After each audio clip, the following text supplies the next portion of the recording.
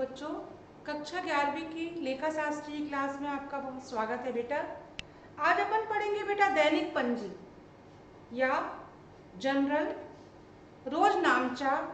इसे रोज नामचा या जनरल भी कहते हैं और या तो इसे नकल बही भी कहते हैं। तो आज अपन पढ़ रहे हैं दैनिक पंजी। तो दैनिक पंजी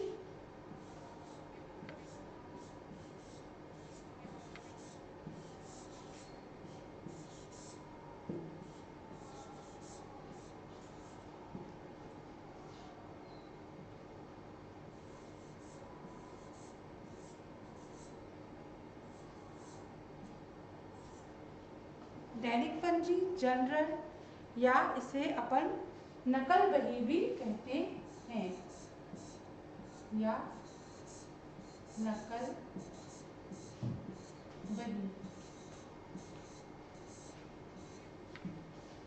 बही भी कहते हैं। तो बेटा इसकी प्रारंभिक प्रविष्टियों में पुस्तक मतलब जो रोजनामचा है दैनिक व्यवसाय व्यवहार में लेखा शास्त्र में सर्वप्रथम दैनिक पंजी या जनरल किया जाता है। इसके प्रारंभिक लेखों की पुस्तक भी कहते हैं। मतलब जो रोजनामचा होता है इसे दैनिक मतलब दैनिक पंजी भी कहते हैं।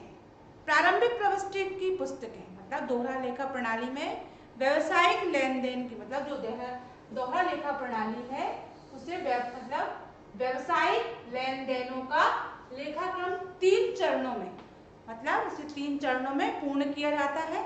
तो इसे प्रारंभिक लेखा या बही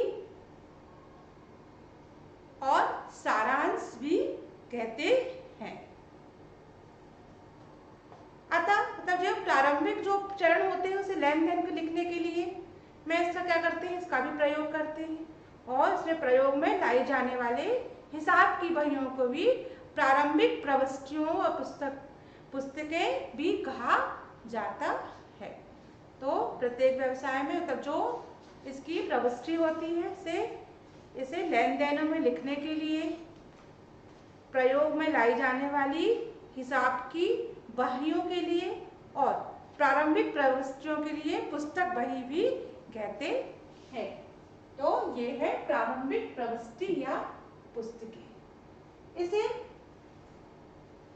हिसाब की बाहियां मतलब जो हिसाब होता है उनकी बाहियां प्रारंभिक प्रविष्टियों की पुस्तक भी कहा जाता है। और प्रत्येक व्यवसाय में इसे मतलब जो इसकी प्रत्येक व्यवसाय में आवश्यकता में ध्यान में रखकर मतलब जो ये है प्रत्येक व्यवसाय में व्यवसाय की आवश्यकता को ध्यान में रखकर हिसाब की पुस्तकें रखी जाती हैं। मतलब ये जो है प्रारंभिक चरण मतलब उसका छोटे छोटे व्यवसाय में भी यह मतलब जो छोटे छोटे व्यवसाय होते हैं जहाँ प्रतिदिन देने मतलब जो लेन देन होता है उसमें भी क्या करते हैं, लेन देन की संख्या कम होती है पर केवल एक पुस्तक ही रखी जाती है। मतलब जो इसकी पुस्तकें रखी जाती है वो मतलब व्यापार कैसा भी हो, छोटा हो बड़ा, प्रतिदिन के लेन देन की संख्या इसमें जो छोटा व्यापार होता है उसमें प्रतिदिन की जो संख्या होती है लेन देन की वो कैसी होती है बेटा, कम होती है।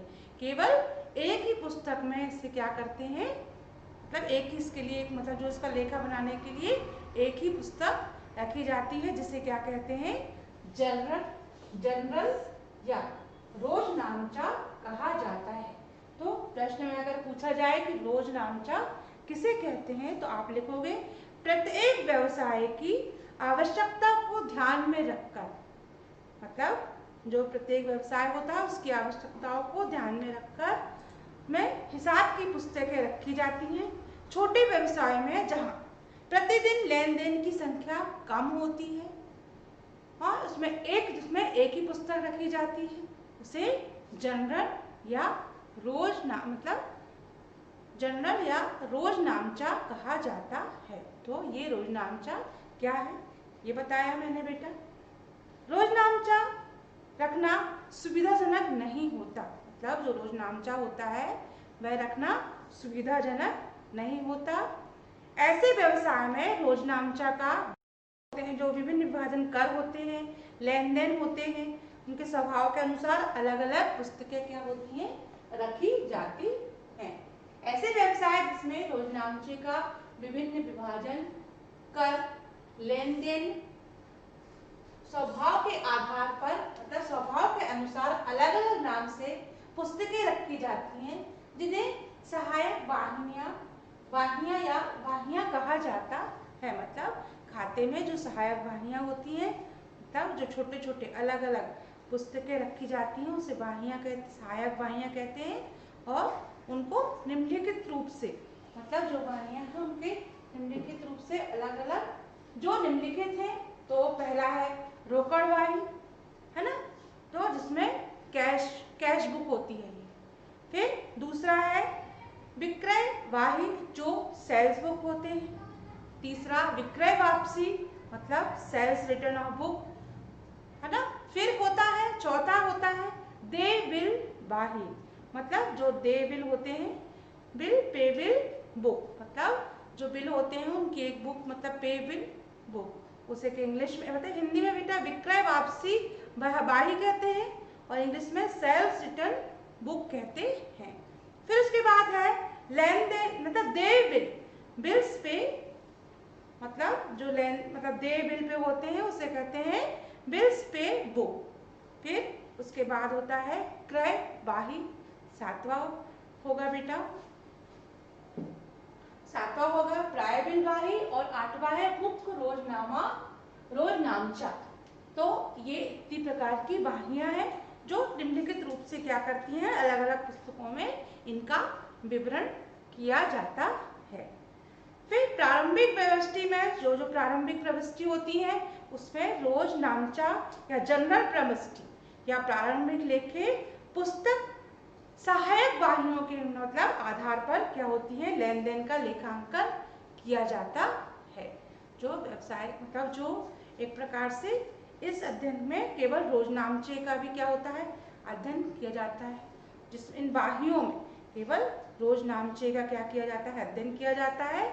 और सहायक वाहियों का वर्णन अगले अध्याय में पृथक पृथक रूप से, मतलब अपन जो आगे अध्याय पढ़ेंगे इनका सब वाहियों का पृथक पृथक रूप से क्या किया गया है, विवरण, उनका वर्णन किया गया है। उसके बाद है बेटा स्मरण पुस्तिका। स्मरण पुस्तिका मतलब आपको व्यवसाय के सौदे में, मतलब जो व्यवसाय के सौदे होते हैं उन्हें मतलब उसे तुरंत जो सौदे होते हैं उनको कागजों की पुस्तकों में क्या करना पड़ता है, लिखना पड़ता है। जो व्यवसाय होते हैं उनके लिए अपन अब व्यवसाय में लेन देन किया, तुरंत अपन क्या करेंगे, उनको कागजों में या पुस्तकों में क्या करेंगे, लिखेंगे, जिसे स्मरण पुस्तिका पुस्तक वाहिनी होती है, वे सहायक वाहिनियों में लेन देन का लेखांकन का नियम अनुसार क्या किया जाता है, तिथिवार इसे क्रम में लिखा जाता है और इसे पृथक पृथक रूप से क्या करते हैं, मतलब इसका अपन क्या करेंगे, अध्ययन करेंगे। फिर इसके बाद है व्यवसाय में सौदे, मतलब जो अपन स्मरण पुस्तिका बनाते हैं उसपे व्यवसाय में सौदे में तुरंत अपन क्या करेंगे, इसको सादे कागज में लिख लेंगे, क्योंकि जब कोई व्यवसाय अपन करते हैं, लेन देन करते हैं, तो उसको क्या करना पड़ता है बेटा, स्मरण पुस्तिका, मतलब उसको अपन को एक पुस्तिका में, मतलब एक सादे कागज की पुस्तिका में लिखा जाता है। और क्या करते हैं, स्मरण पुस्तिका को क्या क्या कहते हैं, स्मरण पुस्तिका, स्मारक बही, रफ बुक अथवा कच्चा जर्नल भी कहा जाता है। तो अगर प्रश्न में पूछा जाए कि स्मरण पुस्तिका किसे कहते हैं, तो आपको लिखना है बेटा व्यवसाय के सौदे में होने वाले तुरंत, मतलब जो सौदा तुरंत हुआ उसे सादे कागज में क्या करते हैं, अपन लिख लेते हैं, उसे स्मरण पुस्तिका या स्मारक बही या बुक या कच्चा जर्नल क्या कहते हैं, बुक या कच्चा जर्नल कहते हैं। तो इसको इसलिए इसी पुस्तिका की सहायता से इसे नकल बही भी तैयार की जाती है। इसी पुस्तिका के आधार पर क्या की जाती है, नकल बही भी तैयार की जाती है। जिस प्रकार सौदे को पुस्तकों में लिखना ना भूला जाए। मतलब अपन कोई भी इसी पुस्तिका की सहायता से अपन नकल बही भी क्या करते हैं, तैयार करते हैं, और किसी भी सौदे को अपन पुस्तकों में लिखना ना भूलें, इसलिए स्मरण पुस्तिका का अपन निर्माण करते हैं। इस दृष्टि से स्मरण पुस्तिका रखी जाती है, जबकि इसे पुस्तक में रखना अनिवार्य नहीं, इसे पुस्तक में लिखना अनिवार्य नहीं होता। फिर उसके बाद है बेटा स्मरण पुस्तिका का क्या महत्व होता है।